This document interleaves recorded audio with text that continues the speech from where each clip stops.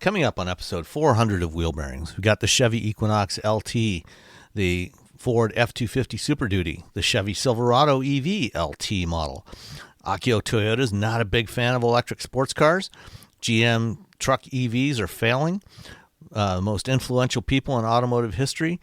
Toyota hails a Waymo, and the electric ID Buzz has too much rear seat room. All that and more coming up next.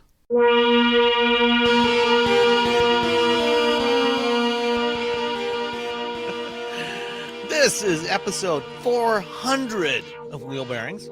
I'm Sam Abul-Al-Samad from Telemetry. I am Nicole Wakelin from This Week We'll Do U.S. News. And I'm Roberto Baldwin, still at SA International. And Nicole, where were you last week?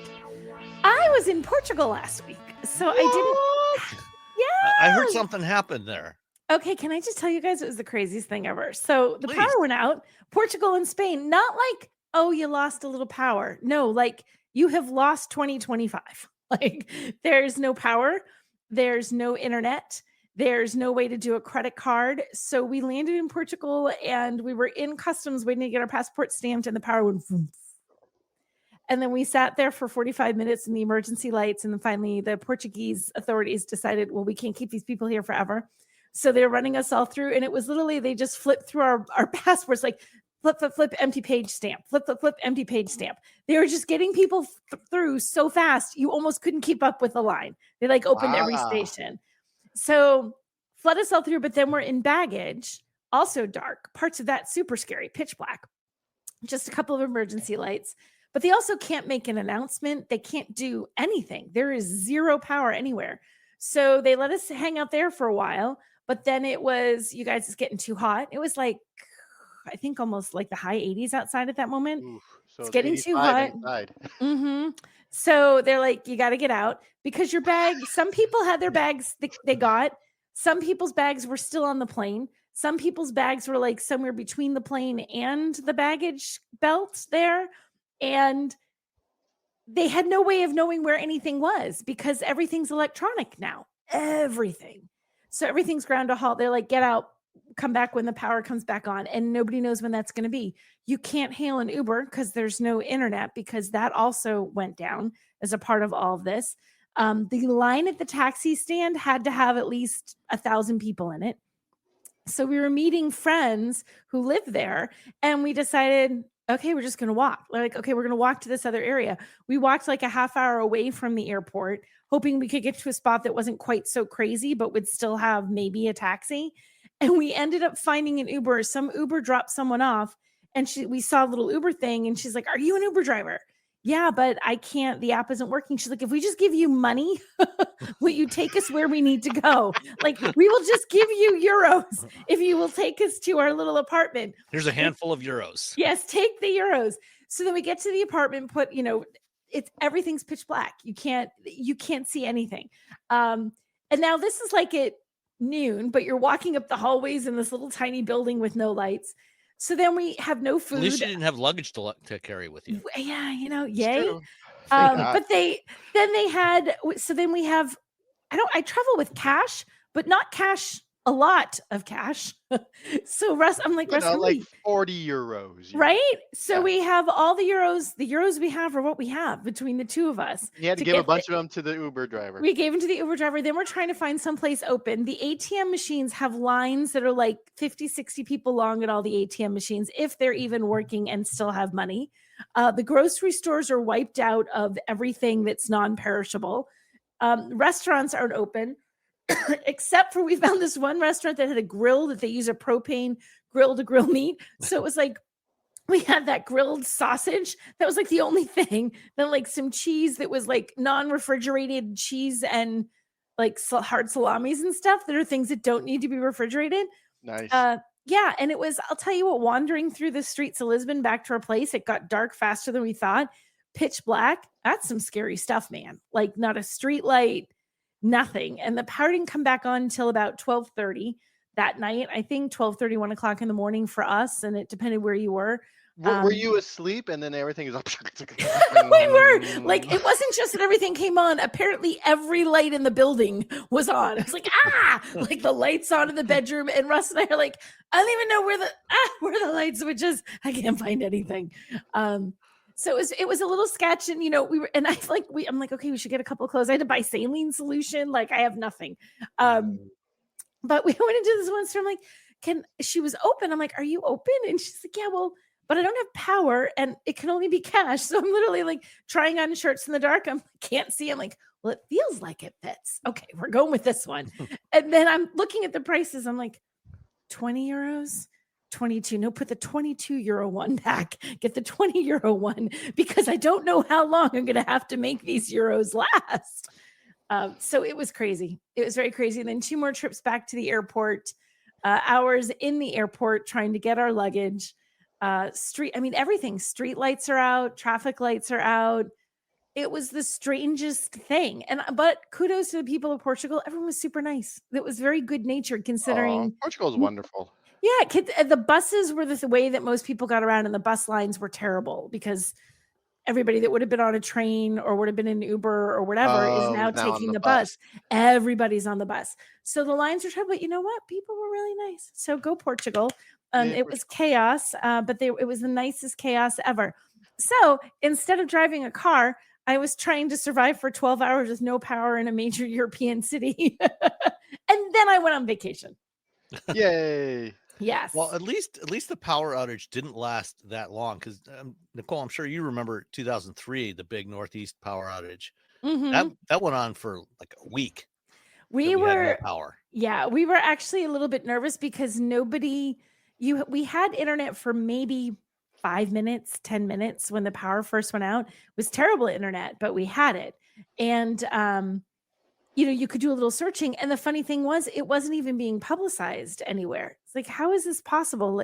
And it was all of Portugal and all of Spain. It was like a huge number of people. It took them time to publicize anything. I mean, people are stuck in elevators. People are stuck on trains in the middle of the country, like just stuck on the train. Everything shut down. So it was a little scary because we didn't know. And there was this sort of sense when they started giving information, people who had it, they're like, the authorities are saying they don't know. It could be, at one point they were like, it could be a week. And I'm like, well, this is going to be a rough week on vacation. And someone had said to me, well, just fly out. I'm like, how? The airport is closed. They have literally police. You don't realize how many things run on electricity, like the gas station and the planes and the gas people, your internet. Like people don't realize, the internet everything. Well, even the gas stations, like people were saying, if you happen to fill up your tank before this happened, good for you. If you didn't, it's like if you were going to fill up in the morning, you were SOL because there was no way to fill up your tank because there was no power at the gas stations. And so it was the old-timey pumps. Right. So it was that moment I thought, okay, we really do rely on ye olde power more than we realize. Ye olde power. Ye olde power is kind of important. So it was a pretty scary. Not scary. I mean, it wasn't like fearful, but it was more just one of those disconcerting. How long do I have to make this work? Like how long? Yeah. Like at what point? Because the other thing was like there was an ice cream shop that started giving away ice cream about 6 hours into it because all their ice cream was going to melt. They're like, just take it. We're going to lose it anyway. Like how long can you? Might as well enjoy it. Right. There was no water anywhere. Like if you didn't happen to run to the grocery store and get water right away, no water. Oh. It was just really disconcerting because you didn't know whether it was going to be a day or a week or whatever. And thankfully it was just 12 hours of chaos. But I wouldn't have wanted to do that for days. I'm packing an extra battery pack into my bag. I'm headed to Europe today. Boop, there we go. There you go. You're all set. Where are you going, Robbie? I'm going to Austria. Okay. Hopefully Austria. Anytime I go, but also, United States, we have a lot of power out. I live in Northern California, so we just have everything charged all the time, ready to go. I have a giant battery brick. There you go. The size of a a G3 tower. Remember G3 towers? It's like the size of that. So we had backup, I had little power supplies, but it just didn't. What? Yeah. Like, what am I can't it's also check. just We to watch. We can watch we can watch. We can play video games on our phones. We can play Most video of it. games, right? Yeah, there was not a heck of a lot you We could have do with DVD it. player. We can watch it. Yeah. We have so But many there DVDs. were, we went to the one restaurant. It was hilarious as we're all sitting there. What they did have a lot of was beer and wine. Like I've never seen the beer and wine flowing that much. It's like, Like, want some can't beer? work. It was like, can't work, can't do anything. Let's go get a beer. Everyone was drinking beer and wine. That may have been why everyone was so chill, but you know, You're like, yeah. hey. So that was Could my be. adventure in Portugal. Other than that, did you have a good time? I did. I had a wonderful time. Yep, Our you had a friends, you had a wonderful time, and you had a great story. I did. We did have a wonderful time. It was great. We rode around and they have these cars. They call them it's not a tuk-tuk. It's a tuk-tuk is how they say it, but it's spelled like tuk-tuk. And the little things that they do tours in. We did a couple of those, which are super fun. And I don't know how the men who drive them aren't dead because I don't know how they weave in and out of the traffic they weave in and out of, and we all survive. And then we had a friend who had I forgot to he had a little Peugeot SUV, like a 3-row Peugeot that's only available in Europe. And it was kind of nice to it was just kind of fun to be in a different car. I'm like, this is kind of nice. I kind of like their little Peugeot. But they did tell me that they because it didn't have it, I felt like the interior of it was nice, but it wasn't super fancy, and they wanted super fancy. And the fun fact was they couldn't get the ones that have like any kind of wood or nicer trim in Portugal because they literally won't make them for that market because they say they don't sell enough and because the pricing is too high. So I'm talking to American expats who had a certain expectation and like, this is the highest trim you could buy. And I looked at, I'm like, okay, this is nice, but it's not fancy. You know, it was kind of an interesting perspective on what the highest trim in a US model versus a model in Portugal. We are pampered little babies. We are pampered little babies. We are very much pampered little babies, but no, it was still really nice, but it was a different experience to see it. So yeah, that was fun. I did not drive it, however. All right. Well, Robbie, you did drive something this week. I drove last week. I did drive something. I drove the Silverado, the Chevy Silverado EV LT extended range. That's a lot. It has 390 miles of range. I know it's so many miles of range. 390. So you're like, oh, that's great, but it also has a gigantor like battery pack. So I would charge this thing, and it just would I'm like, okay, I gotta go. I don't have time for this. or oh my gosh, this is going to be so expensive. So the last day I had it, I like to be a good citizen to the folks who have to pick up these vehicles. I know that some journalists will just give them a vehicle with like 10 miles of range, and I'm just like, those don't do that. So I like to give them, like at least 3/4 of a battery pack. So it was like about 20% or so, and I plugged it into my house. And the next morning, they didn't pick up till like 9, and it wasn't even 100% because the battery pack is so big. It was like 70% or something. And I'm like, oh, sorry, I thought I was gonna. And this isn't even the biggest battery pack that you can get in a Silverado EV. It's just ginormous. I think it's the 20 module pack, which is about 175, 180 kilowatt hours. I know the largest is 218. Yeah. So it's a lot of pack. During my drive, it got 2 miles per kilowatt hour. That was the average. During the time I had it, I drove it around, drove it on the freeway a lot. I picked some stuff. I picked up a lot of dirt in it. And it was fine. I didn't really have any use for the midgate, even though the midgate's cool. So that, you put this. You didn't put the midgate down and let Bowie and Nico run around in the back? Run around it now, because they get everywhere they go, it just turns into hair. And springtime, and Bowie's I have 2 corgis. I'm familiar with that problem. Yeah, it's not even the long. Like Nico has the long hair and Bowie has the short hair, but he's the one. Bowie, the short hair, he's the German Shepherd. He's the one that sheds like there's no tomorrow. You keep combing for an hour and still hair just keeps coming. I don't know what's going on. I don't know if he's growing hair as I'm pretty much. Him. So yeah, no, I had I think my big issue with this vehicle is that it has remember the avalanche and it has that sort of flying buttress deal going on versus just a straight like the F-150 Lightning with just a regular straight bed. Because of the flying buttress, it's I do see these in a lot of fleets. I think Southern California Edison uses them. I think Caltrans using them. A lot of like government fleets use these Silverado EVs. Oh, I saw a lot of. I was in Yosemite last week, and there was a bunch of them there in Yosemite. So that's cool, but I think for like workers, like people who use trucks for like landscaping, they have all the items that they the cages, all the items that they put on their Silverados. They can't transfer those over to the Silverado EV because of the flying buttress, and it's not a completely different back end structure from the exactly the gas. Yeah, and I'm sure it's probably for the midgate. So if, the midgate is something you need versus that structure, that's great. But if you're looking for something that you can take the the cage or whatever off the back of your current Silverado and put it on an electric vehicle, there's you can't really do that. And so I think that's sort of a bummer, really, to be honest, for those folks.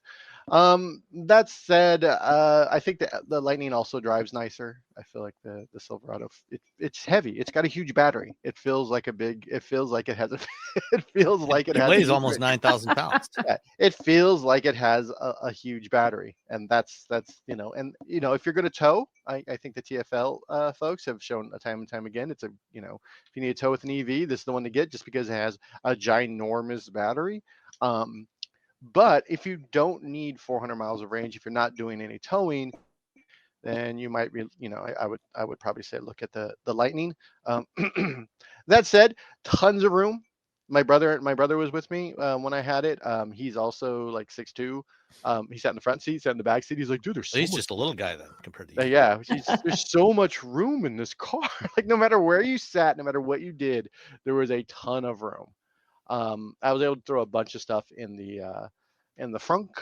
I forget, what did I put up there? Oh, I had a video shoot with GM that'll be going up on SAE at some point about vehicle to home charging. And after that, I had to go to band practice. So I shoved like a guitar amp and like a pedal board and a bunch of stuff in the front, and it totally fit. So if you're a band or you're a person who needs a truck, and frunks are great because you can shove things in them. So yeah, so it has a lot of that. Super Cruise act really weird in this vehicle. It was not. It felt like it just wasn't. I maybe need to be readjusted. Maybe the vehicle had been beaten up because journalists had a hold of it. I don't know what it was. It just did not feel up to par with my typical Super Cruise experience. Sometimes that happens. Sometimes something gets knocked out of alignment or whatever. I ended up just kind of turning it off. It felt it just felt like it was. It felt like it was Super Cruise before Super Cruise. Like it was herky jerky. It just kept like going real fast and then slowing down. Wow. And then it was having trouble staying in lanes, and like it was so weird. It was so weird, especially considering how much I've used Super Cruise in other vehicles. Like, oh yeah, this works. This not so much. And then of course I don't know what to do with my hands anyway, so I just have my hands on the wheel the whole time. You could do, it has the 300 kilowatt DC fast charging. I think I plugged it in. It didn't get that, but that's I think we all know how that works. If you don't precondition the battery, if you don't, if the charging station is balanced, which means that you're essentially sharing it with everybody else, you're not going to get it to 300 kilowatts. That's fine. But if you're going on a long trip and you're hauling stuff, this is kind of the truck to get. If it's the thing I remind everyone is, it's just like a truck. When you're like, oh, this thing will do almost 400 miles between charges. I'm like, yeah, it's because it has a giant battery. It's the same thing with trucks. Like, well, my truck will go like 400 miles. I'm like, yeah, because it has two 20-gallon gas tanks. Of course it'll you're getting 10 miles per gallon. Yeah. And so yeah, and I like to think of again my chat with Peter Rawlinson about the miles per kilowatt hour sort of lining up with miles per gallon. 2 miles per kilowatt hour for a giant truck that weighs more than any all the cars I've ever owned put together, that's about 20 miles per gallon. That's pretty good for a giant truck. So 2 miles per kilowatt hour. And that was on the freeway as well. I did a lot of freeway driving when I had this thing. No off-roading, unfortunately. There's not a lot of off-roading that I could do. I mean, there is, but I would get in trouble. They had the charging thing in the back. What do you call that there? What do they call that? It's not Pro Power. That's Ford. Whatever. Yeah, they're AC charging. I don't think they have power an output. Yeah. And the what now they're. I'm not even going to bring up Ultium anymore because it's so confusing. It's not the Ultium pack, or now it's the Ultium. The cells are called Ultium, but the architecture is the joint venture company with LG is Ultium cells. Cells, yeah. So the Ultium battery itself, cells, I don't think has a name anymore. Yeah, right. I don't understand that. Anyway, the vehicle I had, the standard vehicle. Okay, so I'm pulling into a parking lot and I parked the Silverado. By the way, it didn't have the rear wheel steering, so I don't know how people live with these giant trucks. I don't know how you live. I don't know how you park. I don't know how you get around. I don't know how you just I was so happy to get back in my BRZ afterwards. And during my time with this truck, the Slate was introduced. So I'm down sitting in a Slate in Long Beach. I'm like, oh, this is really nice. After sitting in this giant truck, I understand why people buy giant trucks. It's too, yeah. The people behind me in other giant trucks are like a car and a half length behind me because they don't know how big their truck is. And I'm like, come on, I've only had this for a few days and I know how big this thing is. Anywho, I'm pulling into a parking lot. A gentleman, I get out of my car and a gentleman drives up and he says, "Did you pay $100,000 for that truck?" And I said, "No." I do the thing I always do when I'm talking about vehicles. I'm an automotive reporter or journalist, and I don't own this vehicle. I'm reviewing it, so you can ask me whatever. He's like, "Oh, okay, cool. All right." And he drove away. The thing is that when they came out there, you can only get the $100,000 version. So now in people's brains, every Silverado is $100,000. That's it. Now, how much was yours? The standard vehicle price, $73,000, 100. And then after all the stuff they put on there, the LT package and a bunch of other, shenanigans, is $85,000, which is still $15,000 shy of $100,000, which, by the way, $85,000 still a ton of money. Yeah, it's all the money you have. That said, when these automakers come out with these new vehicles, and of course, they go for the top end because, they want to get as much profit out of these vehicles before they start introducing the lower trim packages. In the public's eye, no, people are not going to buy this vehicle because they just assume it starts at $100,000. Right. It's set now. People are going to fit. That's what it is. And it's going to be hard to break that conception without significant effort. Or making it even worse, you announce the vehicle with starting at $40,000, which is what Ford did with the Lightning. And actually, when GM first showed the Silverado EV, this is before they started jacking up the price. They said, and we're going to have a $40,000 version as well. But that's never actually been available. And this $74,000 base LT is the cheapest one that consumers can buy. Yeah, no, it's such a kick in the face to consumers on one end, where you say, the Maverick's $20,000, and now you can't get a Maverick for under $27,000, like within a few years, and then it's you and a lot of this has to do with sort of like, well, Tesla does it, so it's okay. I'm like, well, it's not okay. Make it okay. People are so angry because they never got their $35,000 Tesla. I mean, it was available for like a week, and it was like a secret menu, like an In-N-Out, where you had like get a Tesla animal style in order to get the $35,000 one, and it only came with like 2 wheels or something. It's such a weird thing, and it's another, that Slate vehicle, if they don't come in at $27,000.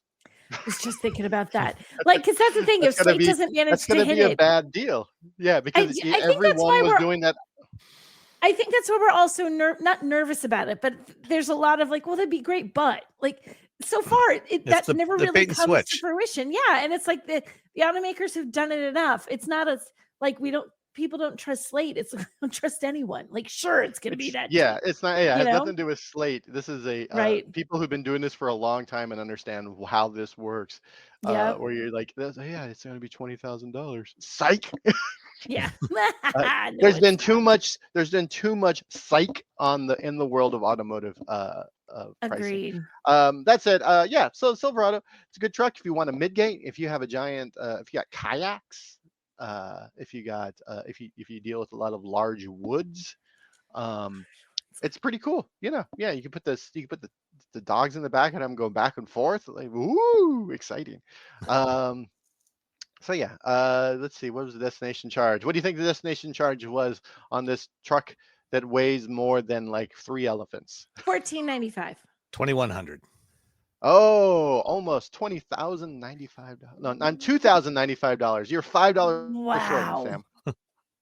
$2,100. That's It's $2,100. Yeah, That's too much. $2,100. So if you just got the $73,000 one, boom, now it's $75,000. Just like that. Just before. They also had a package discount, which I don't know what that was. Yeah, $1,500 for a fixed sunroof. Okay. So next week, when you're talking about driving a great big truck around next week, we're going to be visiting my daughter and we have to put up a section of fence. And Russ is like looking at a rental car because he wants to be able to carry the fence from wherever we get it.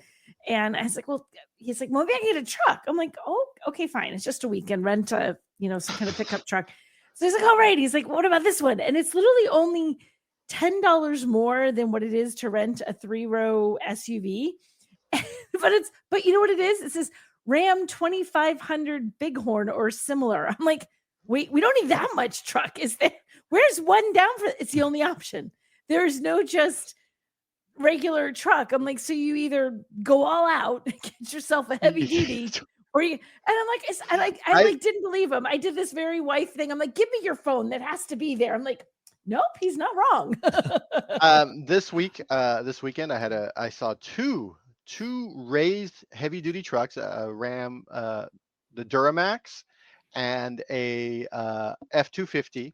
Both of them had been raised with the tiny off-road wheels with zero sidewall, and both of them were hauling trailers, and both of them were doing the Carolina squat, which is where the back of the vehicle is down and the front is pointed like sort of up. So they as if you can see out of them even when they're at the correct right now orientation. aim them to the sky. Within 5 minutes, I saw two of them, and I'm like, well, this is like, you could have got a hitch that you can get that hitch that goes down. They sort of like gives you that. No, they didn't get the correct hitch. They did pay for the expensive truck, all the lift kit, the shiny wheels, the tiny tires with off-road tread that's going to wear down in like 6 months. They did all those things, and then they had to tow something, and suddenly they're like, boop, pointed at the sky. And both times I was like, you ruined the reason for that. Those trucks, the reason for those trucks is the haul thing. The whole purpose of that. But you know what? Do whatever you want to your vehicle. It's not my business. I mean, I'll make fun of you in the podcast. We'll mock the heck out of you, but if you are my family member, I will mock you. But I've been very fortunate. Like one family member, he works at a Mercedes-Benz dealership. He has a Honda Odyssey for him and his kids. Oh, that's very practical. Another family member, he bought one of those. He had a V90 Volvo wagon. Okay. So I'm like, okay, all right. At least my family members are doing the right thing when it comes to cars. I don't think I. Well, no, there was one who bought a truck and thought he could go he could go into the mountains and it'd be fine. Just a 2-wheel drive, big yellow truck. How'd that and he's go? like, we can take it to Tahoe. And I'm like, no, we can't. I'm like, do you understand how traction works? And he's like, what? I'm like, there's no weight in the back. He's like, what? I'm like, we're taking my Subaru. He's like, okay. Did you know you can support Wheel Bearings directly? Head to patreon.com/wheelbearingsmedia and you can become a patron today. Your contributions will help fund the platforms and tools we use to bring the podcast to you. And exclusives and improvements are already on the way thanks to your generosity. So if you want to be part of an automotive podcast like no other, head to patreon.com/wheelbearingsmedia.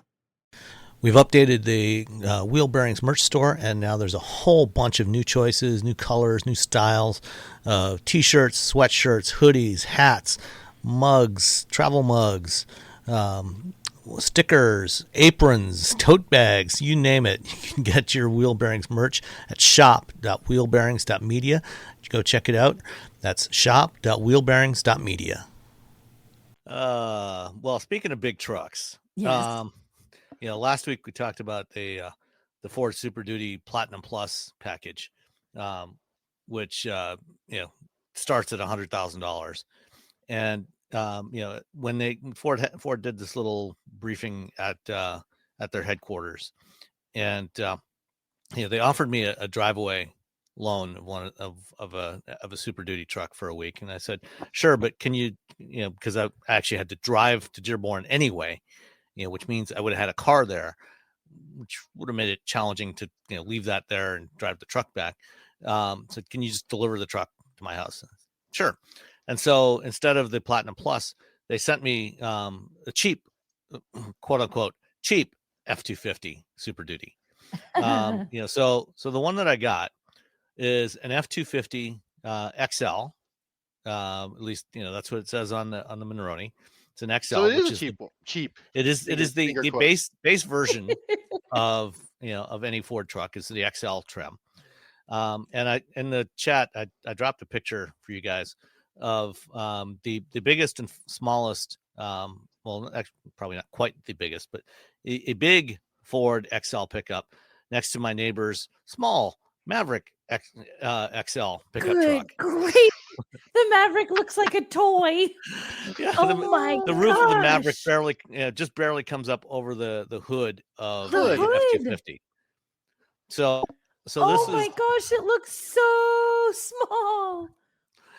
And like I said, this isn't even the largest version of a Super Duty. Wow. The neighbor, the next house over, he's the one that has the F550 chassis cab that he's building into an overlanding rig. Wow. And so this one that I got is a 250 XL, but it has the STX package, and it is 4-wheel drive. It also has the FX4 off-road package, which is the lowest of the lowest end off-road package that you can get on Ford trucks is the FX4. And then they have the Tremors and so on above that. And the F250 XL starts at about $45,000. The one that I had was not $45,000. 46. Oh no. No, not quite. It also it had the diesel engine, the 6.7 liter Power Stroke diesel. So 47 then. Keep going. And this wasn't even the high output diesel. This was the standard output diesel. So it was a mere 475 horsepower. Oh geez, how much was and this like thing? 1,050 foot-pounds of torque. I'll double check that. Hold on a second here. Let me check them torques. Yeah, 1,050 foot-pounds of torque, 475 horsepower. The high output version of the diesel is 500 horsepower and 1,200 foot-pounds of torque, which currently is the highest you can get of any of the heavy-duty trucks available in the U.S. So the base diesel, the non-high output version, costs $10,495. Oh my gosh. If you want the high output, that's $12,995. Oh my goodness, that's a lot of money. Yeah. So this was, because it's an XL, it has the front bench seat, and the center section of the bench folds down so you can have the armrest and the work table and stuff. Or you can fold it up and, you've got a 6-seater. This has similar backseat room to what you had in that Silverado EV, because, these things are enormous, so it's like riding around in a limousine, in the back seat. Cloth seats, in this thing, which, look nice and durable, but nothing fancy. Hard plastics everywhere. Again, nothing fancy. This had the small screen I think it was an 8-inch screen with the old Sync 3 system, which is now a 2-generation old infotainment system. If you get the fancier Super Duties, you get a bigger screen with Sync 4. And then on the newest Ford and Lincoln stuff, they have their Android Automotive based system. So this is a 2-generation old infotainment system on an 8-inch screen. 3. Yeah. What? Robbie's face. Wait, I'm still stuck right there. Sync 3. 40 is like, okay, go on. So take a wild guess at what the overall sticker price came to on this thing. $1 million. I'm gonna say $62,000. I'm gonna go with 67. Keep in mind that I said the diesel engine alone was $10,500. I was being $70,000. It also had the $2,200 retractable tonneau cover. Wait, what was this? What's the base price on this thing? The starting price without all the base price for the Super Crew, 55. Well, base price, that's the 45 is for the regular cab. The Super Crew starts at about 49. So I'll tell you. Okay, go 74. $79,485. It was still too low. And this is for an XL. So, this is a work truck. Wow. The Super Duty F250 Platinum starts at 78,000. This is just so pricey. That's with a gas engine. If you want a diesel engine, you're going to add a minimum of $10,500 to that. My Lord. Yeah. On the other hand, this thing has 3,000-pound payload capacity, and it'll tow like 20+ thousand pounds. And this one also had the hookup in the bed for what do you call the Pro Power? No, I mean it had that too, but for the not, I mean you can put a fifth wheel hitch in there, but there's also the other kind. I can't think of what you get called. A 48-gallon fuel tank on this puppy. Yeah. I mean, I barely made a dent in the fuel usage on the fuel tank on this thing. I think it actually had the 48-gallon tank. Oh my gosh.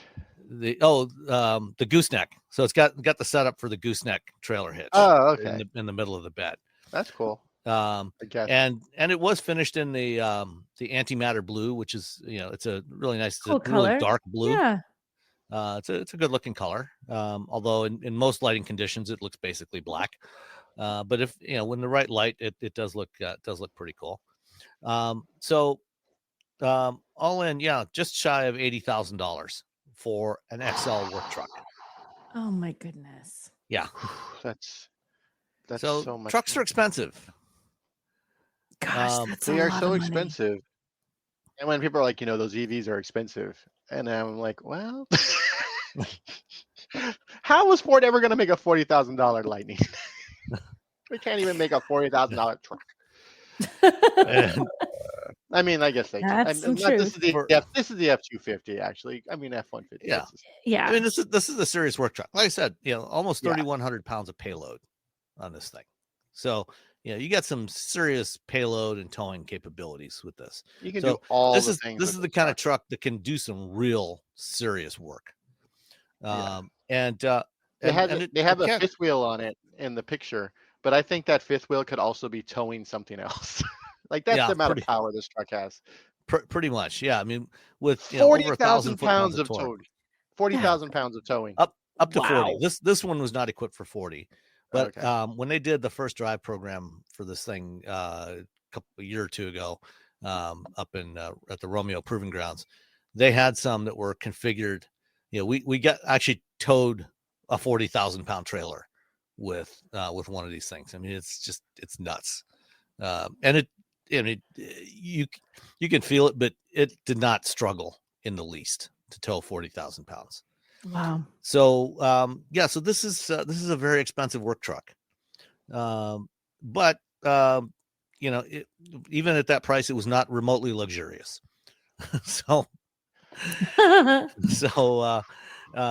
and I as a heavy duty truck, it does not get an official EPA mileage rating. I took it out on my mileage loop, and I averaged 15 miles per gallon with it. which, Okay. for a truck that weighs almost 8,000 pounds empty with that diesel engine. It's also the diesel. Yeah. So you're going to get a little extra something Yeah. with that. Yeah. But that's, if you want to do that heavy towing, you need the diesel. That's the one to get. Yeah. So you want to take a guess at the destination charge? Oh my God, 2,100. It's going to go $2,295. Robbie got it. It's the same $2,095 as the Silverado EV. Boom. Yeah. Wow. $2,100.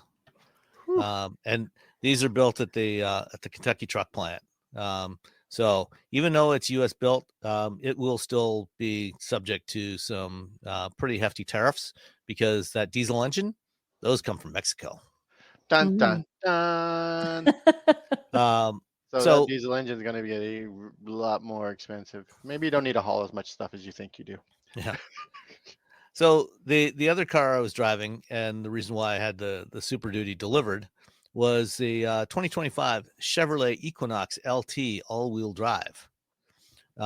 So this is the new gas version of the Equinox, which this year, last year when they redesigned the Equinox, they took it from a softer kind of style that the previous gen Equinox did, and because they already kind of had that on the Equinox EV, they made the gas Equinox a little more rugged looking, a little boxier than before.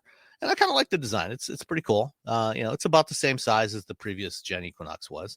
Has the same 1.5 liter 4-cylinder turbo, 175 horsepower. The interior, I think a couple of years ago when we went to Hawaii, and I rented an Equinox while we were there. And I did a review then. It's like, that vehicle was adequate, but thoroughly unexciting, and the interior definitely felt down market. This one, I hesitate to say premium, but it certainly felt a lot better, a lot nicer looking, much closer to premium than the previous generation was. It's got an 11-inch center touchscreen with the Android Automotive infotainment system in it. 11-inch instrument cluster display, digital instrument cluster display, active noise cancellation, all the good stuff. This was an LT, which is the base trim level, which starts at about $29,000. And then when you add on, all-wheel drive and assorted other stuff, brought the grand total price up to $36,620. Guesses on destination for this one? 18. No. 14. $1,595. Robbie got it again. $13.95. Oh my gosh, I stink today. Almost right on. Living the dream today. Yeah. My brain is, why? Because it's later in the day. My brain's all firing on. You're all ready to go today. Six of the 12 cylinders it's supposed to be firing on. So this one also built in San Luis Potosi in Mexico. Looking at the Monroney, for vehicles in this car line, U.S. and Canadian parts content, 15%. Oof. Major sources of foreign parts content, 49% from Mexico, which means 64. So 36% comes from other parts of the world. So 85% of the parts in this thing are subject to a tariff, plus the 25% just because it's assembled in Mexico. Mm-hmm. So this thing is soonish going to get quite a bit more expensive, I think. Yeah. It's this one, the all-wheel drive LT. This is on 17-inch wheels and tires, or 18s. Sorry, 18s. It's rated at 24 city, 29 highway, 26 combined. I got 28 on my fuel economy loop, which is okay. It's comparable to most other gas, smaller crossovers, but nowhere near what you can get with a hybrid RAV4 or CRV. So definitely, when you decide to go for a crossover instead of a similarly sized car, you are going to spend a lot more money on gas. Just It's physics. This is how it works. Yeah. Yep. It's physics. Boo. Yeah. It's the law. It's not a bad vehicle though. Yeah, it's true. It is the law. It's Newton's law. Newton's first law of motion. So it's not a bad vehicle overall. I like it. It's roomy enough. It's reasonably comfortable to ride in, drives well enough. It's not super speedy. But when you opt for all-wheel drive, one other big advantage you get is no CVT. You get an 8-speed automatic instead. Woo! So that helps. It's got no Super Cruise, but it does have adaptive cruise control and lane keeping assist and blind spot monitoring and all the other good stuff. So it's pretty nicely equipped. Even on this LT model. All right, so that's the 25 Chevy Equinox LT. That's it. Yeah, all trucks all the time. And since Robbie is short of time and has to go in 15 minutes or 16 minutes, I got to catch a plane. Yeah, I want to jump to one of the questions that we had. We'll do the others at the end. But we had a question from David and Robbie. Since you're the only one that talked to the Slate folks, because they're still ghosting me for some reason. Sorry. David asked. Question that should have been asked about the Slate vehicle is that it's a high voltage vehicle and should not be worked on unless you are trained on them. Very easy to kill yourself if you do not know what you're doing. Given that this is being promoted as very much a DIY vehicle. Any thoughts on that, Robbie? I think the idea is you're not going to be working on the actual battery pack with these vehicles. You're going to be doing all the sort of, if you want to lower it, if you want to, all the sort of other things that you can do to a vehicle. If you want to take a panel off, if you want to remove the rear window of the cab, if you want to add stuff to it, it's a lot of that stuff. It's sort of the sort of body stuff and suspension items is what they're talking about when they're talking about. Now, no one should be working on the should be working on the electronics or the battery packs of these vehicles without being properly trained and having all the proper equipment. There was a point where properly grounded. Properly grounded. There was a point where when I worked at Engadget, we were going to do a retro mod. We were going to do a video series. I'm not resto mod, and make a vehicle into an electric vehicle. Take an old vehicle, make an electric vehicle. This is actually like 10 years ago, maybe. Anyway, it was back when it wasn't that expensive. Now it's very expensive to do this. I don't know how it got more expensive. Now with more electric stuff, doesn't matter. Anyway, part of the pitch and part of the reason I felt like we could do this was because I have a friend who currently he works for another electric car company, but at the time he worked for Tesla. He was a service person. Before that he was a Mercedes-Benz master mechanic, and so this is a person who has a lot of experience dealing with high voltage batteries. And that's why I felt like it would be safer for us to do this, because we had someone with deep knowledge and real world experience with these battery packs. So what I'm saying is, if your Leaf acts weird, don't take it upon yourself to do that. And the same thing if the Slate, again, the battery pack, the motors and stuff like that, that is not stuff they're going to want you to work on. It's sort of everything else that you would work on for that. Cool. All right, let's stick with EVs for a minute. Our old friend Akio Toyoda, Toyota's master driver, apparently doesn't believe in electric sports cars. Akio doesn't believe in. So here's a quote from the story in the drive. There will always be people inside Toyota passionate about developing electric sports cars, Toyota told the outlet. But for me, as the master driver, my definition of a sports car is something with the smell of gasoline and a noisy engine. Yeah, that is definitely. I mean, Akio has been very clear that he's not a fan of electric cars. Yeah. I don't think that's a surprise, right? And time again, especially when it comes to performance, because that is his true passion, is performance car. Without Akio, we don't have the Supra, we don't have the BRZ, GR, we don't have the GR, GR Corolla. GR80. Yeah, we don't have the GR Corolla. Like so bless Akio for giving us those things, but Akio not. Well, even when we talked about the Woven City, he talked about, oh yeah, we're, electrification's happening, that sort of. He was very forthcoming about the fact that electrification is happening, and it's something that he's Doesn't mean working on. Doesn't mean he has to like it, and doesn't mean he wants to use it on the track, which is. He does say, though, if you read further down, I mean, this isn't like he wants it, but he says Toyota's a mass production brand, so we also need to think about affordability, even with BEVs. Once Toyota has the capacity to offer affordable BEVs, then maybe that's a moment when I, as a master driver, will be introducing a BEV sports car. I spoke with him at CES this year, and he is so charming. He is a charming man. You're like, oh, I understand. I get where he is coming from. I did a podcast with Chris Martin over at Honda. He's PR communications for their electric stuff. And in that we talked about what Honda's working on with solid state batteries. And he didn't say this is happening, so don't go running off and saying that Honda is going to do this.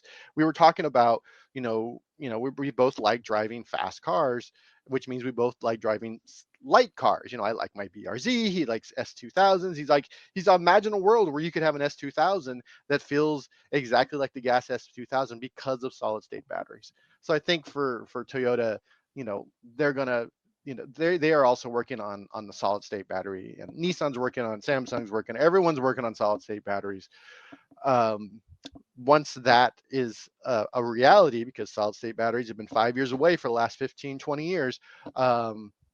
Once that's a reality, then you're going to see a lot of people who are sort of like EVs, sort of excited about the idea of driving a Miata that is, has a solid state battery, or driving a something like an S2000 from Honda that's a solid state battery, or a GR Corolla that's a solid. That said, I love rolling my own gears. That's I love EVs, but I also love my BRZ.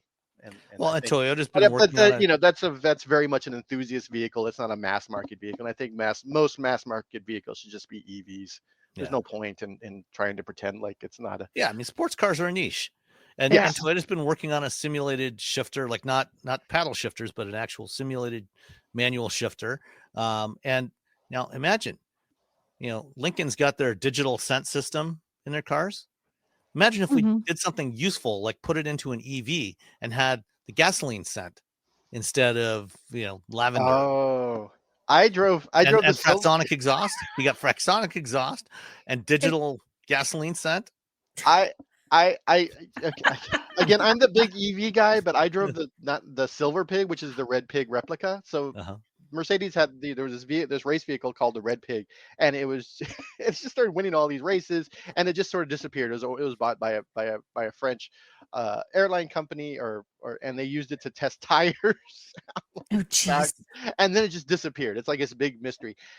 Mercedes rebuilt one and called it the Silver Pig. And 1 year at Pebble Beach, I was allowed to drive it. And it's essentially just a race car. They put a synchro in it, so it's easier to shift. But it's just like a 60s, 70s race car. This was a big the full size sedan, like the equivalent of the S Class today. Yeah, it was like an S Class sedan, and I drove it and I absolutely loved it so much because it was just steering wheel, gear shift, tires. Like the parking brake didn't really work because we put the parking brake on and started rolling back when we both got out of the car. Like that didn't do what it was supposed to. But it absolutely reeked of gasoline. And I said to the person I was driving, I'm like, this smells like the 70s. This feels and smells like the 70s. And I had the greatest time driving that car. Just there's that part of me that still has that very that connection to driving these old manual transmission, it smells like gasoline vehicles. That again is such a niche thing. The average person doesn't want to smell gas in their car. The average person doesn't want an uncomfortable ride when they're just sitting on the freeway. They want a nice ride. They want to get to work. They want to get to the store. They want to drop their kids off. And I think that's where EVs work in for people like for Akio Toyoda. That doesn't make any sense because that is not how he gets That's around. not how he lives. That's not his life. Yeah. Does he even own a Crown? Does he own? Does he know they make one? No. Well, he probably has a prototype Crown GR. Yeah. Crown He's probably got a Crown with the RCF V8 engine in it. Yeah, that's what he. Down the expressway in Japan.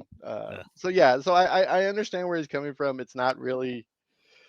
Yeah, it's such a weird. It is a weird world, and it's I think we have to realize that a lot of people who are yelling about EVs could actually that they would be fine in one. They just don't quite. Yeah, you're not rolling your own gears in your F250. Cost 70 grand. That costs 70 grand. All right, moving on. Jalopnik posted a list of according to Jalopnik readers, they do these polls several times a week. Yeah, these are the 10 most influential people in automotive history according to Jalopnik readers. I don't know if the two of you had a chance to look at this list. I looked through some of the names on the list. Yeah, it's interesting. Before we talk about who is on the list, is there anybody that you think should be on the list that wasn't? Oh, should be that wasn't. I mean, for the most part, even the names that's like horrible, it's still a decent list of names.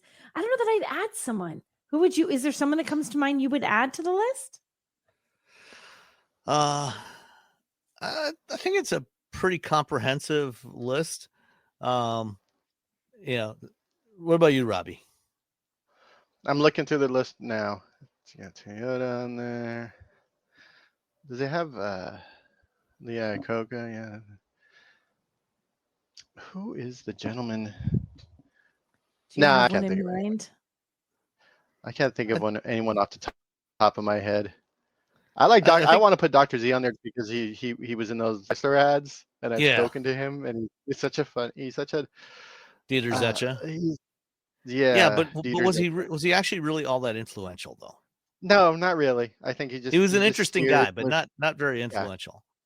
I think he steered Mercedes to being way better than it was. I think he once they dumped Chrysler, he did a great job of sort of turning Mercedes around and making it like totally an automaker that everyone wanted, not just your the mid-level managers.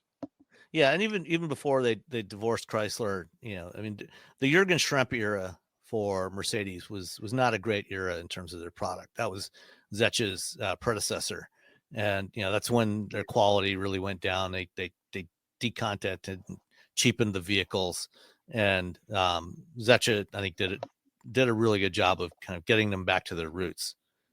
Yeah, but I don't think it's not influential though. Yeah, so let me go through the list real quick. Starting off with Ferdinand Piëch. Definitely very influential in a lot of ways. Some good, some not so good. He was the mastermind behind the Porsche 917, the Audi Quattro system.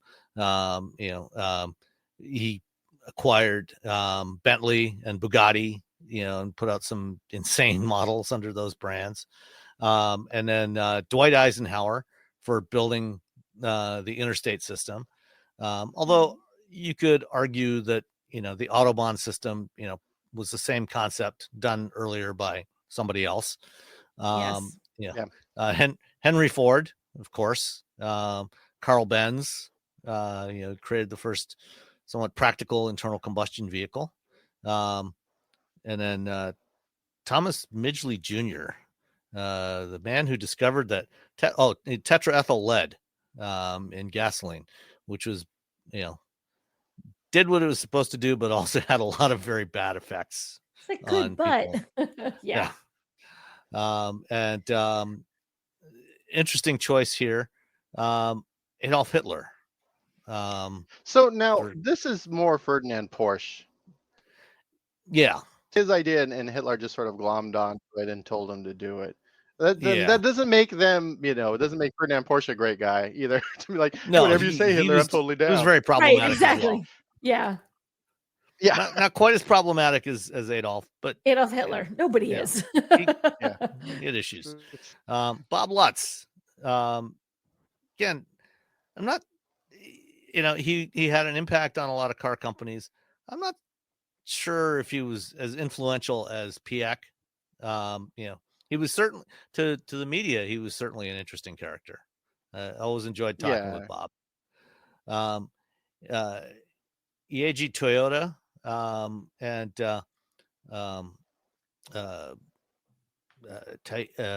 what's his name? Taiichi Ono, they created the Toyota production system.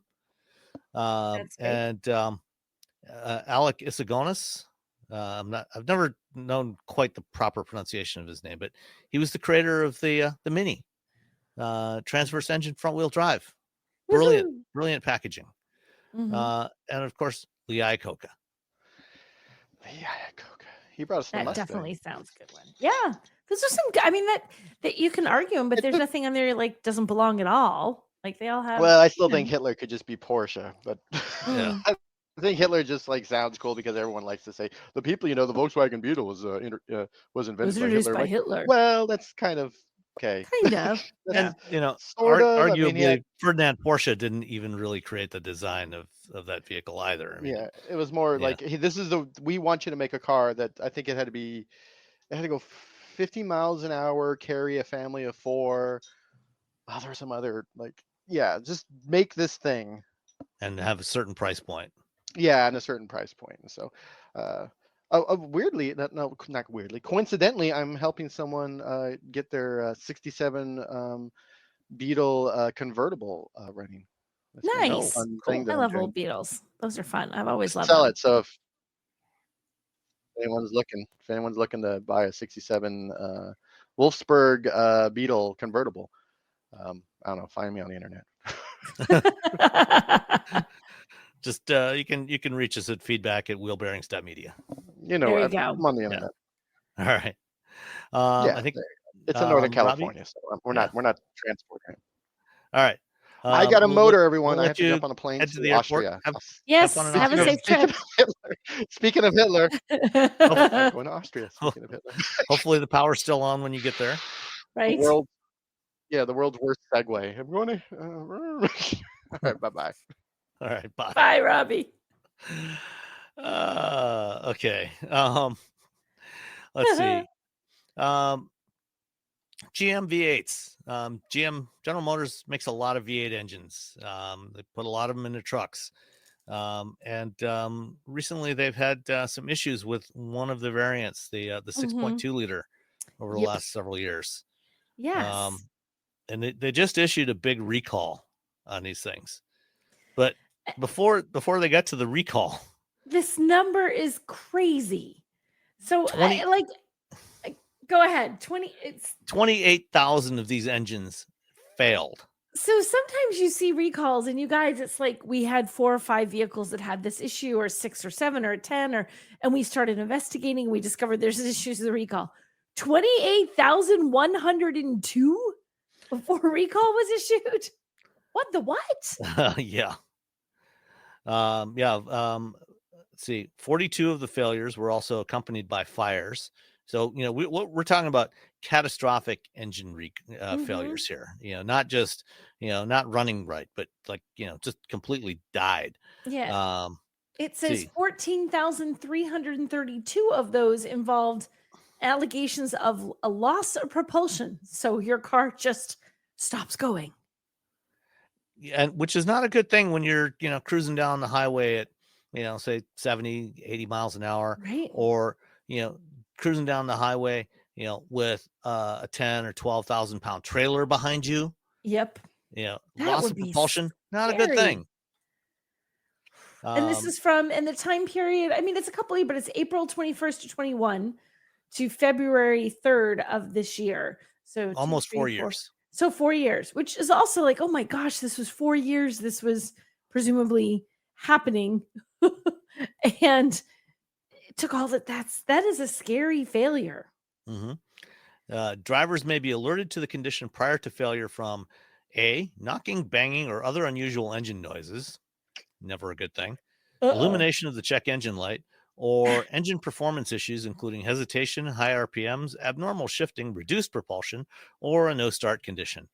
Basically, your engine felt funny when you were driving. Like, oh, this feels weird. It could have been this. Yeah. So if you own a GM full-size truck or SUV built in the last 4 years with 6.2 liter V8, which generally is a very nice engine, and this does not affect the version of the V8 that's used in the Corvette, which is also a 6.2, but it's a somewhat different variant of it. Yes. You should be getting a recall notice, and apparently the price tag, if you had one of these engines replaced out of warranty, it was a $10,000 charge for that. And they say, of course, if you had the warranty repair work done before this recall was issued, or you had the repair done, they'll reimburse you. There'll be a process, and you'll be able to get the reimbursement for your expenses. But man, that must have been. I wonder. Can you imagine $10,000 to replace that out of warranty? That'd be awful. Yeah. Well, I don't know if you remember last summer, my friend Casey, their Volvo XC90 had a catastrophic engine failure, which theirs was a very different situation. That one was just a freak accident where they had a pebble that was thrown up by a tire, got jammed in between the ribs on the serpentine pulley. Oh my gosh. So the serpentine belt on your engine that drives the alternator and water pump and other stuff, the pulley that drives that has ribs on it, so it's got more contact areas, so it can so the belt doesn't slip, and a little pebble got jammed into in between two of the ribs on that pulley, and as it was turning, it tore up the belt. Wow. The belt then when it shredded, it whipped around and struck the cover on the timing gears at the top. No. Which then this is a plastic cover on top of the timing belt and the timing gears for the camshafts. When that shattered, the belt came off the gears, and with the camshafts not turning, all of a sudden you had valves open when they weren't supposed to be. That they bent, and the engine died. Oh my gosh. They ended up replacing that. They got a new XC90 because they loved the car so much, and this was just a freak occurrence. They got the new plug-in hybrid version of it, to replace it. But and that one, Casey said that when they were looking at it for a brand new engine, would have been almost $20,000. Wow. And for a rebuilt engine to put in there would have been about $14,000. It's still such a huge amount of money. Yeah. Ugh. Wow.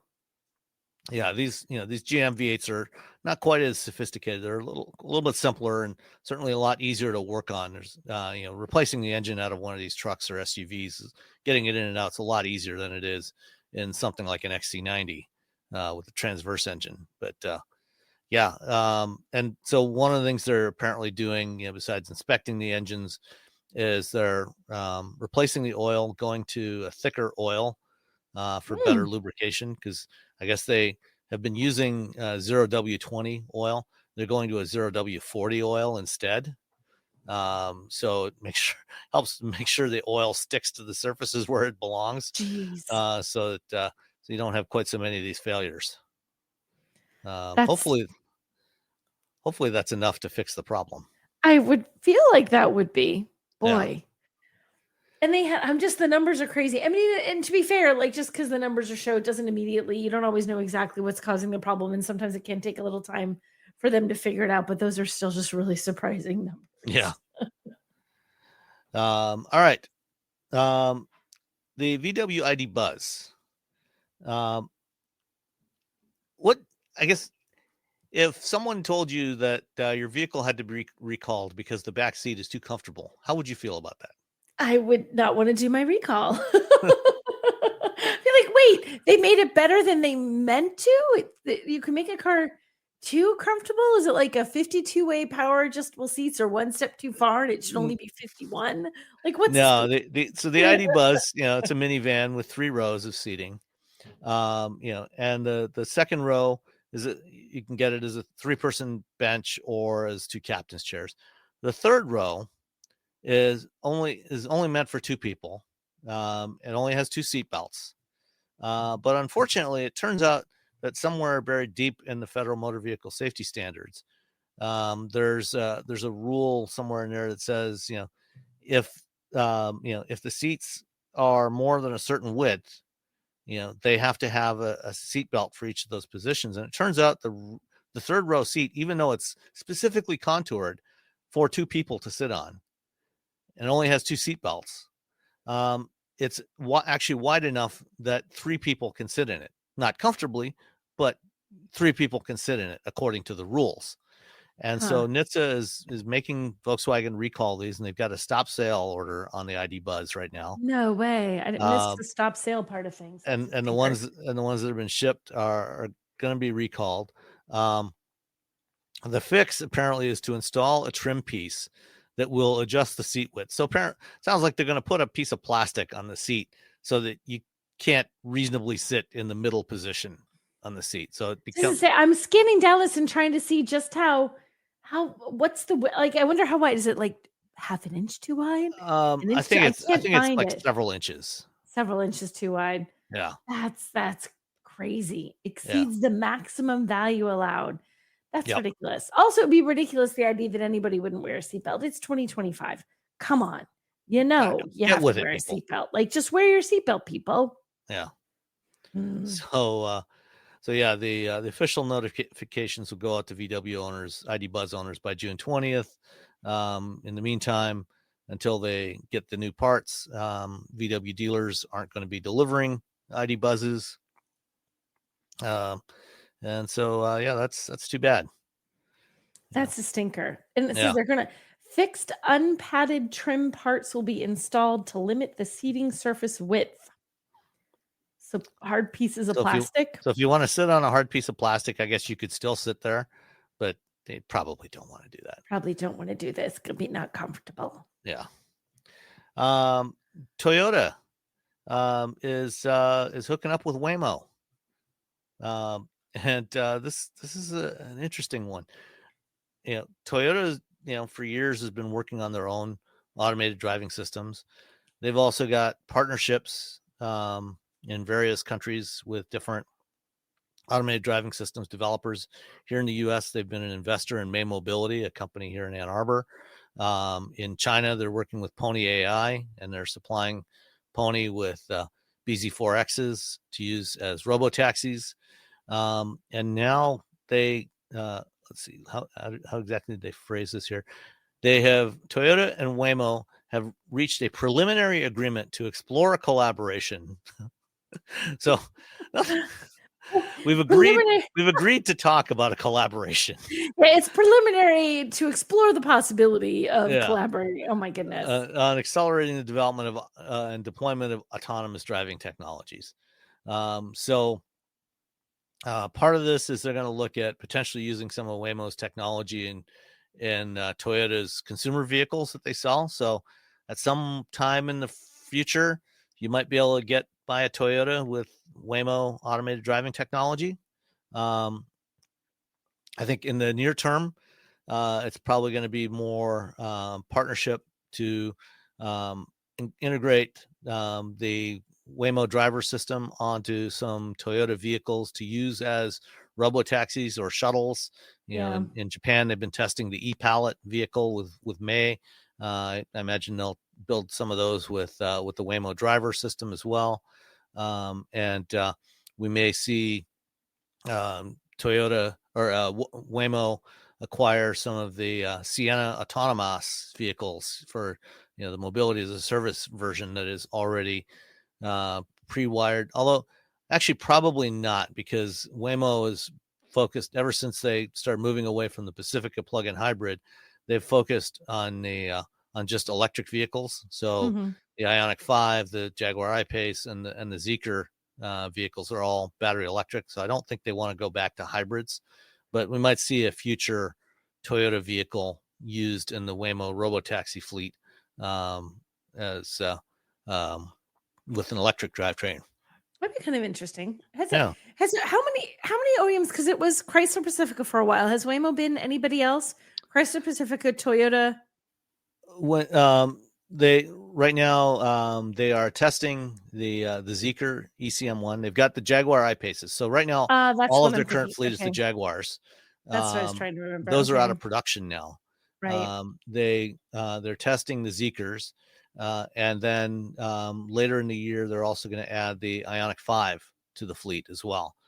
And before, like when they first started as the Google self-driving car project back in 2009, Oh, right. they started their work with Toyota Priuses, and then later added Lexus RXs. But those, So they're coming full circle back to Toyota. yeah, except those were never, there was never any collaboration with Toyota. They would buy those onesie twosie from local dealers in around Mountain View.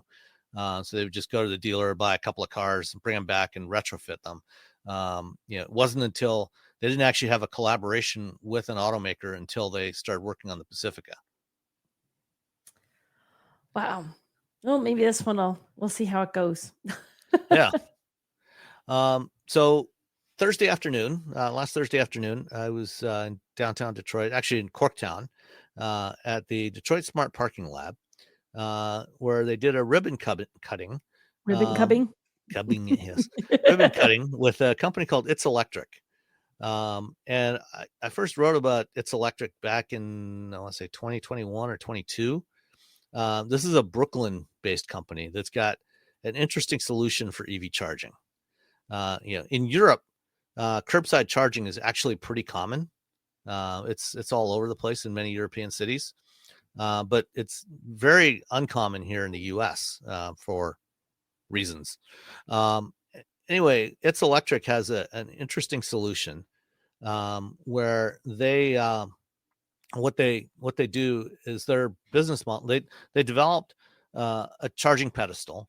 It's like a 6x6 inch stainless steel pedestal, about 3.5 feet tall, with an outlet on it, and it's designed to be mounted curbside. And the way they're doing this, so that they don't have to mess around too much with getting power lines and everything, is they partner with property owners. And the first pilot they did in Brooklyn, they did it in collaboration with Hyundai, and what they do is they get property owners that are interested in having these chargers by their properties, and it can be businesses, it can be homeowners, and what they do is they will run a small trench to the building, tap into the power from the building. So just run a 220 volt line out to the curb and install these pedestals there. And it's no charge to the property owner. It's Electric, pays for all of that. And then they, to keep it clean and simple, so you don't have cables sitting on the sidewalk and getting run over or vandalized or stolen. They have cables, so EV drivers that want to use the It's Electric chargers, you go online, you register for an account, you request a cable, they ship you one, and you keep that in your car. And it's got, on one end, it's got the same type of AC charging connector that they use in Europe. It's called a J3068 connector. It's similar to the J1772 connectors that we use here, but it has a couple of extra pins, so it supports three-phase electricity in addition to single phase. And then the other end is either a J1772 or a NACS connector. So they have either one depending on what vehicle you have. And so you just coil this thing up, throw it in the back of your car. When you pull up to one of these chargers, you take out your cable, you plug it into the charger, you plug it into your car, and you either tap an RFID card or use your app, use your It's Electric app to start the charging session. And when you're done, unplug the cable, stick it back in your car, and you drive off. And this is, I think, a really good, really cost-effective solution. It's not obtrusive. These chargers are they're pretty small. In fact, let me find a picture here. They look tiny. I saw the picture. They're surprised. Yeah, I saw the picture. They're not They're Yeah. they're surprisingly small. They're not. A lot of them are very bulky, and this Yeah. one is sort of This is small, sort of literally just a compact. little pedestal. Yeah. About 3.5 feet tall. And there's a sticker. There'll be a sticker on it with a QR code that you can scan to download the app, sign up for an account, request a cable, and because you bring your own cable and you take the cable with you, no worries about these things really. About people stealing the cables for the copper like they've been doing on a lot of DC chargers, things like that. They're not going to get run over by anybody. So I think it's a really good solution. And I had a chance to chat with Nathan King, who's the co-founder and CEO of It's Electric, after the ribbon cutting. And I will drop that in right here, and he tells us a lot more about this. All right. So Nathan, It's Electric. I think I first covered It's Electric a few years ago when you did your first pilot in Brooklyn with Hyundai. And this is for my podcast for wheel bearings. Okay. So explain, just give an overview of what It's Electric is all about. So It's Electric is focused on building out EV charging infrastructure in cities. And the way that we're doing that is focusing on what we call curbside charging. So that's putting EV chargers on the sidewalk to give drivers who don't have their own driveway or their own garage a way to charge overnight. We call this, I think I mentioned, curbside charging. And the reason why is it's very challenging if you live in a city to find a charger that's within a convenient distance from where you live. There's a couple of things too that we are doing that's different. One is what we call this community-based charging approach, where we work with property owners to actually pull electrical infrastructure from their building out to the curb to power the charger. There are other curbside chargers out there in the United States, but almost all of them, except for ours, rely on creating a brand new connection with a utility. And that process, and this is no shade to utilities, we're working with DTE in Detroit here, it's a very cumbersome process. So what we're able to do is say, okay, well, if you've got a spare 40 or 80 amps, and we just pull that out to the curb, and that's what we're charging our power, that's what we're powering our charger with. And then in return to that, we do that at no cost to the property owner. We actually share some of the revenue back with the property owner, so they can actually become our partner in the deployment. Whatever the cost is, their electricity is there. Well, we also cover the cost of the electricity. There's no cost of any kind to the owners. Okay. So we're covering the cost of the CapEx, the construction costs. Take care, sir. Hey, Warren. Sure. Thank you for coming out. I appreciate it. Well, you just do that. Yep. But yeah, I appreciate it. Well, we'll talk soon. So we cover the cost of construction. We cover the cost of hardware. We cover the cost of power. And then on top of that, we share revenue back with the homeowner. So they see $0, but they also see positive, passive income coming in. It's about 20% of how much the charger is earning. And so this installation here is outside of the Detroit Smart Parking Lab. Yep. And you're getting power from this parking garage behind us. You can sort of see, this is a podcast, so you can't see, but you can see where the new concrete is. It's connecting these two chargers, and it runs back here to the building. Right. So the charger itself, or the post, it's basically like a bollard here on the sidewalk. Yep. And it has a plug on it. So how does this work for an EV driver pulls up to one of these? How's that going to work for them? What do they have to do? Sure. We haven't put our labels on yet because we like to do the photography, with the post looking nice and clean. But once we put the labels on, there's going to be a QR code. There's going to be a website. There's going to be a phone number. Driver's going to come. They're going to see that. They're going to be able to either go to our website, call us, or download the app, and then they can request one of these detachable charging cables. We'll send this to you. You'll get this in about 2 or 3 days. And this becomes your cable, no cost. We send it to you. This is keep it in your car. Just keep it in your car. And your routine driving habit is going to be, I was kind of describing this before, but you keep this in the car, one of these nice coats that we give you. And when you're ready to charge, you take it out of your back seat or your trunk. One end goes in the charge port. The other end goes in the charger. Let's see, maybe I can actually give the... And that's just the standard J1772 plug on there? Here, let me show you. So this is the J1772. It goes on this charge port. Mm-hmm. We can also give you one of these cables that has the 3400.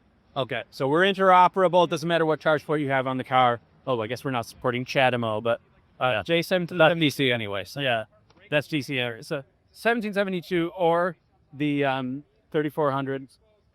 And this fork here is also a standard. It's a J3068. Okay. So I mentioned this a lot.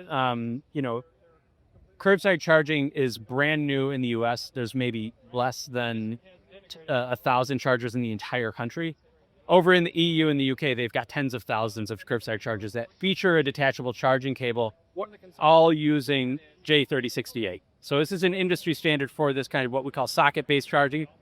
And we think at some point the European companies are going to come over and compete with us.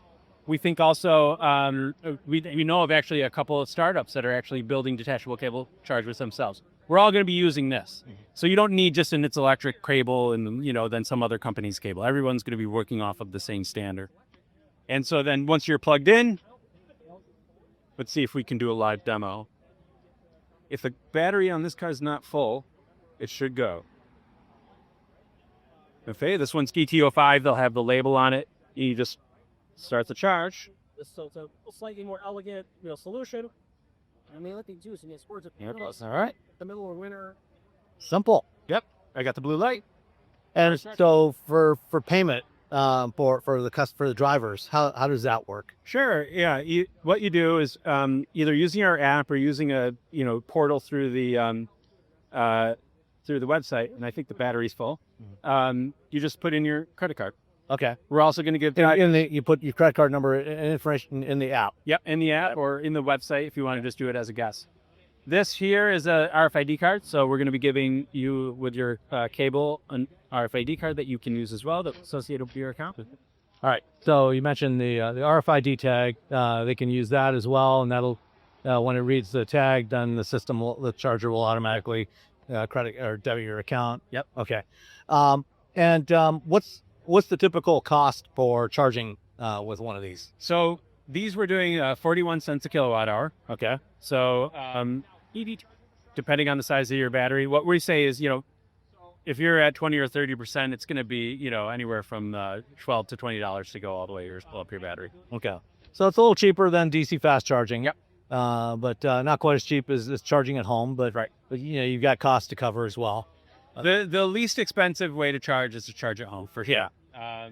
But the reason you have this is because when you look at the market, of car owners, most people who've been buying EVs are new car buyers who tend to be more affluent and they have single family homes that can charge at home. Yep. But when you look at the used car market, which is the vast bulk of the market, three times as many as new cars every year, now about at least close to half of those in the United States don't have access to off-street parking.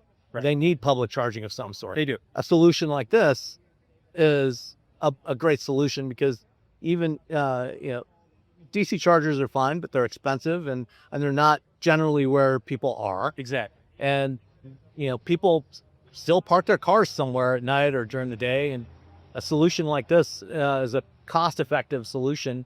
Doesn't require as much in terms of infrastructure upgrades like you need. If you're going to put in a DC charging station with 10 or 12 chargers, you need a lot of power going into that. Yeah. You don't need nearly as much for this. If say a business owner or even a homeowner wanted to put one of these on the curb in front of their house, can they just reach out to It's Electric? And absolutely, yeah. So what you do is you sign up for our wait list. We are in the midst of deploying in 10 cities this year. Okay. So this is the third city. We've done a ribbon cutting once each month starting in March. So we've done Boston. Last week we did our ribbon cutting in San Francisco. Now Detroit. Our intention is to keep that going through the end of the year and have chargers up and running in all 10 of these cities. If you're in one of those cities, we want to hear from you because we're always looking for new properties to work with. If you're not in one of those cities, what we're actually doing is we're trying to get as much interest. We're trying to actually find out what is the next city we should go to. Should we look at Cincinnati or should we look at Miami?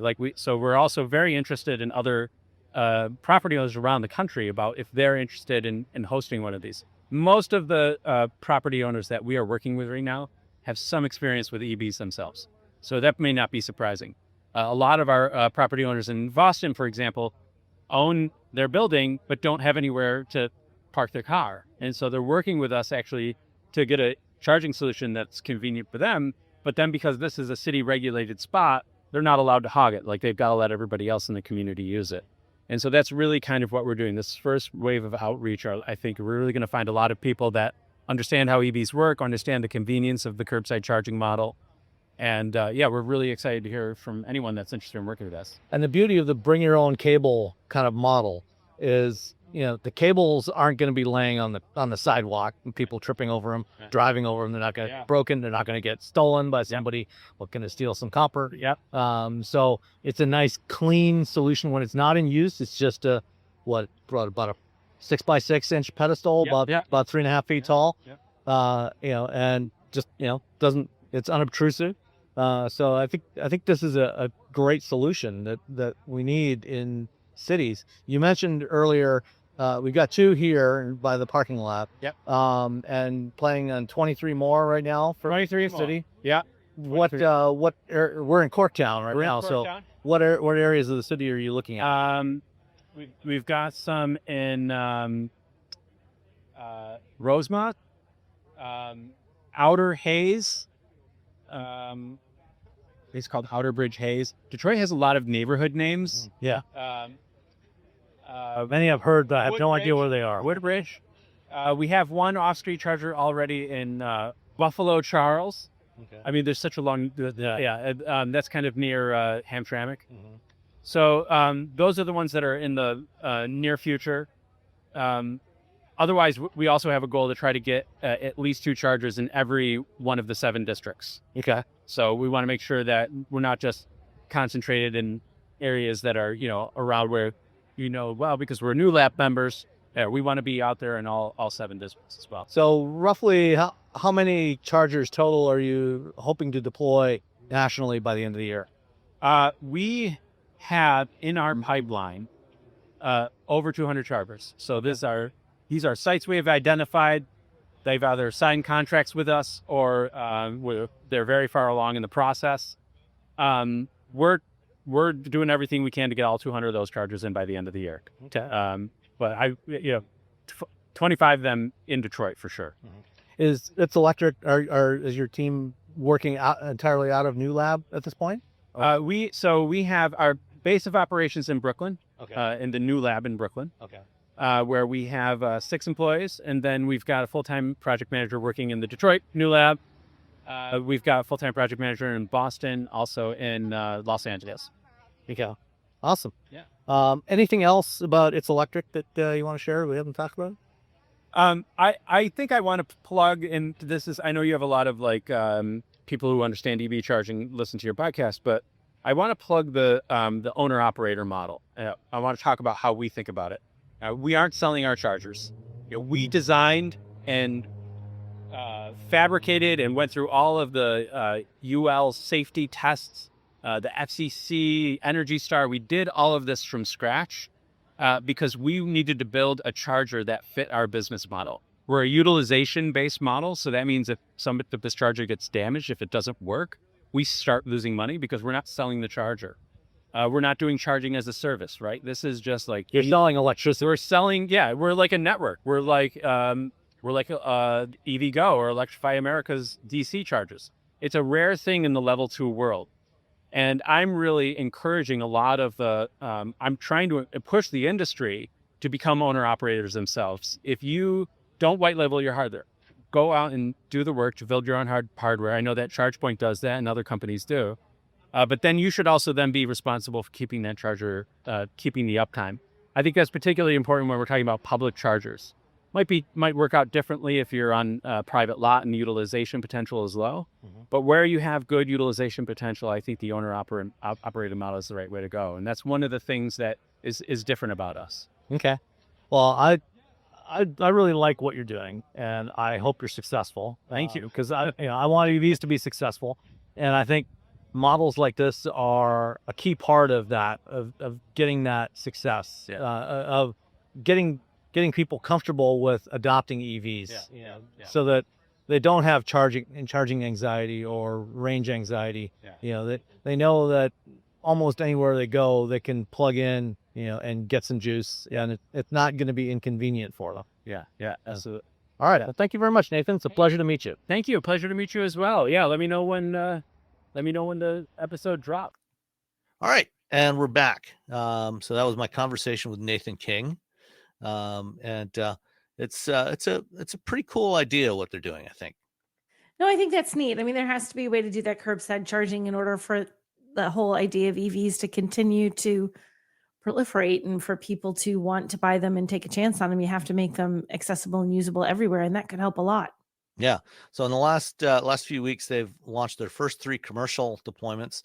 Along with Detroit, they also launched San Francisco the week before and Boston the week before that. So there are some of these in Boston. Yes, it's in Roslindale, which is not some place I often go to, but maybe if I'm there, I'll wander by and drive by and see what they got. You know, you can go online, request one of those cables. They'll send it to you free of charge, and then drive your Wagoneer S down there and try it out. There you go. I should do that just to try it. And they're going to be putting a lot more of these out there. You know, as Nathan said, they're aiming right now, like for the Detroit deployment, they're going to be initially they're putting it. They've got 2 right now. Over the next couple of months, they'll be installing another 23, so 25 in total. Their aim by the end of the year is to have 200 of these chargers across 10 cities, and then growing from there. That'd be great. That'd be really great. Yeah, I hope it works. I mean, it's a nice concept. It's something that they just have not figured out yet. So yeah. All right. The Hyundai Ioniq 9, which I believe you and I will both be in Savannah next week. Next week, yes. Yeah. So Hyundai's announced pricing for the Ioniq 9. This is their 3-row electric SUV. It's unlike the Kia EV9, Hyundai has opted not to do a shorter range version with a smaller battery. They're going just with the bigger, I think it's roughly like 98 kilowatt hours or maybe 100 kilowatt hours, something like that, for all variants of it that they're selling here.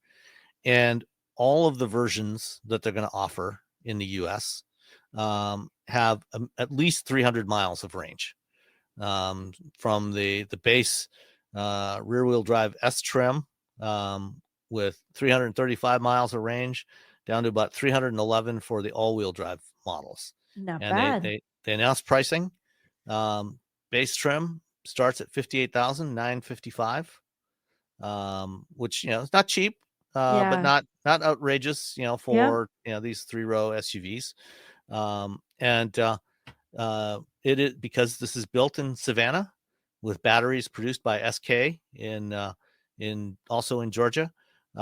It's eligible for the $7,500 tax credit for as long as that continues to be a thing. Yes, it is. So that means you get $7,500 off, and depending on what state you live in, you might have additional incentives in those states. So that gets you down to 59, like about under $52,000 for the base model, and 335 miles of range. I'm looking forward to driving this next week. I know, me too. I'm excited to see what they've done with it. And the pricing, I was just looking at the full pricing list. That base model, that's rear-wheel drive. You lose all of 5 miles of range if you go with the all-wheel drive, but it does add a little chunk to the sticker because it's 62,765, so it pushes it just over the $60,000 point. But when you get to the very top, and the calligraphy is like the fancy trim, calligraphy is 76,490. But I'm betting we'll get to see that, and I'm betting it's absolutely gorgeous. My guess is that's probably the only variant that they will have for us to drive. Yep, that's my theory. That's the way it usually works, unfortunately. That's normally how it works, is you only get the top of the line, which is wonderful, but means you don't really get to evaluate less expensive trims that most people are buying. The pricing is pretty good. I think it's and they put a lot of time and effort in this, and I know that they really, they always want it to be a hit, but I really feel like there's a lot behind this. With that huge reveal that they had back at, what was it, the LA Auto Show? They did that big reveal in that house, and it was a big deal. I sometimes feel like the bigger deal they make a reveal, the more they have vested in that product doing really well. Because they're like, okay, guys, get really excited for it. And they really wanted you to get excited. So I think it's going to be good. That's my bet.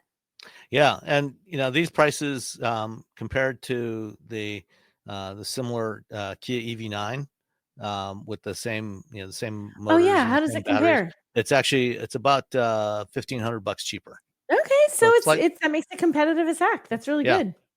I think the calligraphy is a little more expensive than the most expensive EV9, but it's probably also a little more luxurious than that. Hmm. So, that goes from 215 horsepower with the rear wheel drive model. Most of the all wheel drive models are 303 horsepower, dual motors, and then the performance limited and the calligraphy are 422 horsepower. That's So, good. I think it's going to be good. I'm looking forward to this. yeah, should be fun. Plus, we also get to tour the new plant. Yeah, they're It's gonna be what are they really called? interesting. Mega plant? Is that what Meta they call it? plant. Meta. I have the wrong thing. Mega plant. Meta Yeah, plant. Yeah, I'm and anxious to see this. yeah, well, supposedly, they're using a lot of robots in that plant, including some of the Boston Dynamics Spot robotic dogs. Oh, those things terrify me. Yeah. Those look straight out of a horror movie. I know it's Well, technology have is you the seen that future, but episode, the episode of Black Mirror called Heavy Metal? no, I haven't. Are these robots in it? I don't want to see it. Something very much like it. Yeah, I don't know if they No, actually used the Boston Robotics no, robots, but no. something very much like it. I don't like. I don't like the robot things. I don't like robot dogs because that no. There's this really I old prefer film. dogs that shed. There was a really old movie that came out back in the 80s, like Tom Selleck was in it, and there were these little robot creatures that looked like spiders, and they went crazy at this construction site, and they were trying to kill everyone. It's a really cheesy movie, probably not scary if you're an adult, but it scared the daylights out of me when I was a kid. No, no robots that look like animals. No, no, no. All right. Last one is something that I actually saw this morning. It was an article in Automotive News. A study that was done. Let's see who did the study. By Auto Forecast Solutions and Global Data. Okay. So they did this study looking at plant capacity utilization for assembly plants in the United States for different brands. So part of the reason why they did this was, looking at, who's actually got capacity to move Right. production to plants, move production, from Canada or Mexico or other countries to plants in the US right Yeah, now. like right now. Yeah, Yeah. who could actually do it, and who, even if you have a plant, you really don't have that much room to do it. Yeah. Top of the list, Honda, 94.9% utilization. That's Which not a lot of basically wiggle room. means they have no room to move anything. If they wanted to move any additional production into the U.S., they would have to build new factories, which is something that you're looking at 2 to 3 years, a couple of $1 billion minimum to get that done. Next up, BMW, their plant in Spartanburg, which also happens to be the largest assembly plant in the U.S. And BMW is the largest exporter of vehicles built in the U.S. to the rest of the world. They export more than anybody else, 92.7%. Mercedes, 88.6%. They also export a lot of their production from their Alabama factory. Toyota, 88.5%. Subaru, 84.7%. Hyundai, 84.6%. Now, I doubt that this includes the Meta plant. It can't, because the Meta plant, because that just opened a month ago. Was it a month? Well, they started low volume production of the Ioniq 5 last fall. Oh, last fall. Okay. Yeah. And they're in the process of adding more models there. So they started with the Ioniq 5. They're building the Ioniq 9 now. They're also adding the EV6 there as well, the 2026 Kia EV6. And there will be probably other models added as well over the next year or two. But still, 85% for their other existing plants. Ford, 82.2%. So you're starting to get a little bit. I mean, you could add maybe one model, but not a lot. VW, surprisingly, was at 81.2% for their Chattanooga factory. Tesla, 77.4%. Most of that lag there is probably because of they put in a lot of capacity for Cybertrucks in Austin that's not being used. Yeah. Mazda, the industry average is 76.6%.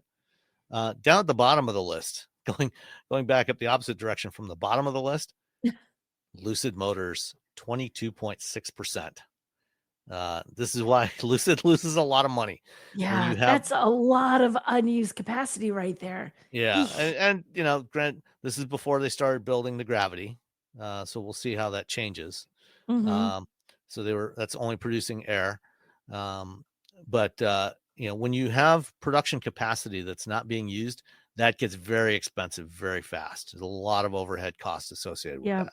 Yeah. Rivian, 26.3%. Not great. Again, so much extra capacity. That's a lot of money. Now, Rivian, is making changes at that plant. They're going to build the R2 there. Right now they build the R1S and R1T and the delivery vans. They're adding the R2 there towards the end of the year. So that should bring up their utilization quite a bit. But really, this is part of the reason why they delayed construction of a second factory in Georgia, because they frankly didn't need it. Yeah, exactly. When you're only using 26% of the capacity in your existing factory, you don't need to build a second one. Volvo's factory near Charleston, 45.8%. Nissan, 57%. They've got two U.S. assembly plants in Smyrna and Canton, Mississippi, and they're both running way below capacity. Stellantis, 61.5%. That's some room.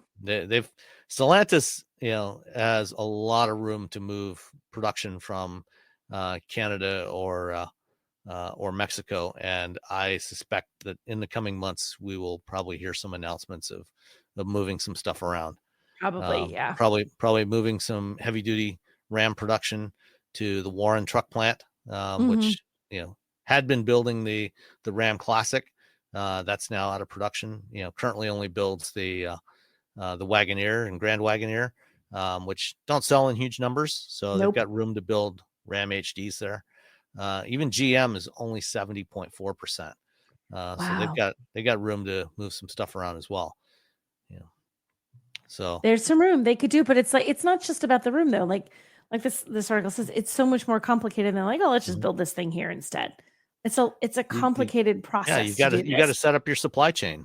Get local suppliers, because even if you're assembling here and you don't have local suppliers, like that GMC Canyon I drove a few weeks ago, that one built in Missouri, built in Wentzville, Missouri, but it's only 40% U.S. and Canada or 49% U.S. and Canada content. So take out Canada content, it's probably somewhere around 40% U.S. content, which means 60% of the parts are imported. Yeah. So it's a lot of that is going to be tariffed. Yeah, that's a lot of. It's a challenge. It's a ridiculously complicated thing to figure out, even if you have the capacity and the cost of everything and the tariffs and the constantly changing nature of it. I mean, literally day by day changing. Yep. So let's see. I think that is all the news for this time. That's all our news. That's it. Got a couple more questions or comments. So first up from Mark. Greetings all. Just wanted to drop a note regarding my Performance Center delivery a couple weeks ago. This is the BMW Performance Center in Spartanburg. I picked up my X5 M60i at the factory, and my brief times on the track beforehand doing various maneuvers was a great time. Wet skid pad, panic braking, off-road demo, and a miniature road course were all in the rain. Except for the skid pad, everything else I ran was in an M60i, identical to the one I was picking up. I was apprehensive about doing it all in the rain, but that made it even better. The next day, I drove it 700 plus miles back to Chicago with a couple of obligatory stops at Buc-ee's. Nice. Let us know, Mark, what type of jerky you bought. Yes. Initial impressions of this X5 are fantastic. The horsepower is impressive, and I'm still in the 1,200 mile break-in period. Sorry, Robbie. I know you're not a fan of high horsepower cars. No, we're not. It's not that we're not fans of them, but we just, we can appreciate lesser power. Yes. We like being able to take full advantage of what we have. Correct. Do I need 523 horsepower? No, but there's a difference between need and want. And, you could argue, you can make the same argument about buying an X5 versus buying any number of other considerably less expensive midsize SUVs. But there's so much of buying a car. You know what? Like if we have to buy only what we need, okay.